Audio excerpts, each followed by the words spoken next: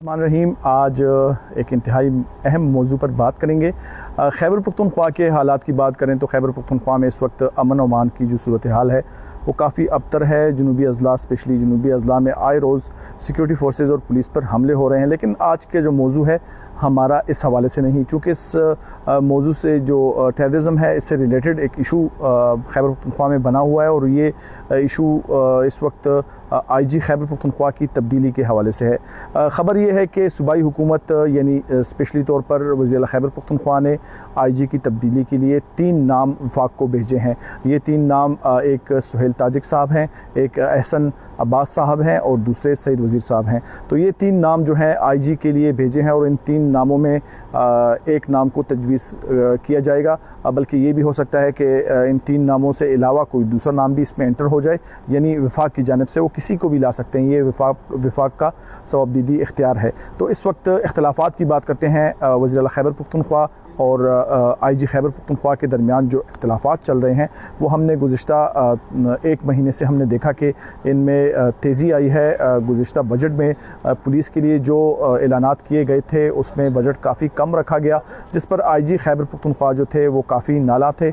Budget कम मिलने पर IG ने खफगी का इजहार भी किया और इसके बाद जो असम्बली का जो सेशन शुरू हुआ उसमें आईजी ने अदम शिरकत भी की, जिस पर असम्बली जो स्पीकर हैं उन्होंने आईजी को तलब भी किया था। बाद अज़ां आईजी वहाँ पर हाजिर नहीं हुए थे। इसके अलावा एक आई विटनेस वाक़या हमारे सामने भी ये है कि मुहर्रम में जब वज़ीर खैबर पख्तूनख्वा गुवाहाटी गेट पर प्रेस कॉन्फ्रेंस के लिए आए 10वीं मुहर्रम को, तो इस दौरान आईजी का जो स्क्वाड था वो बार बार ये पूछ रहा था कि वज़ीर साहब जो हैं यहाँ से चले गए हैं या नहीं चले गए। इसका मकसद ये था कि जब वज़ीर चले जाएंगे तो उसके बाद फिर आईजी यहाँ पर दौरा करेंगे और मीडिया टॉक करेंगे। तो ये खिलाफात की जो बात थी वो इस वक्त संगीन सूरत हाल इख्तियार कर चुकी है। हमारे ज़राए ये भी कंफर्म करते हैं कि आईजी खैबर पख्तूनख्वा आज इस्लामाबाद में यहाँ थे और ये बताया जा रहा है कि आईजी अपने लिए एक स्लॉट देखने के लिए यहाँ पर मौजूद थे, यानी अगर यहाँ से वो जाते भी हैं तो किसी अच्छी पोस्ट पर लाजमी बात है, इतने बड़े ऑफिसर होते हैं तो अपने लिए कहीं ना कहीं अपने लिए पोस्ट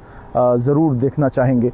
आईजी खैबर पख्तूनख्वा के हवाले से मैं बात करूँ तो जुल्फ़िकार हमीद का यहाँ जो दौरानिया रहा है बहुत बेहतरीन दौरानिया रहा है। हमारे एक आला अफसर से हमने बात की है, चूँकि वो मुख्तलिफ़ डिजिटल जो चीज़ें हैं, जैसे कि हमने देखा कि ड्रोन टेक्नोलॉजी अब जंग की नई सूरत इख्तियार कर गई है, जिस पर क्वाडकॉप्टर डाउन हमले हो रहे हैं, जिसके मुतबादिल खैबर पख्तूनख्वा पुलिस ने एंटी ड्रोन पूरा एक डिवीज़न बनाया है, यानी पाकिस्तान में पहली दफ़ा एंटी ड्रोन डिवीज़न बना है और वो भी खैबर पख्तूनख्वा पुलिस ने बनाया है। इसके अलावा जो थर्मल वेपन्स हैं, जो बख्तरबंद गाड़ियाँ हैं और जितने भी जदीद असलहे समेत जितनी भी जदीद लवाज़मात हैं। सेफ़ सिटी के बारे में बताऊँ तो सेफ़ सिटी सबसे बड़ा कारनामा है जुल्फ़िकार हमीद साहब का, जो मौजूदा आईजी हैं।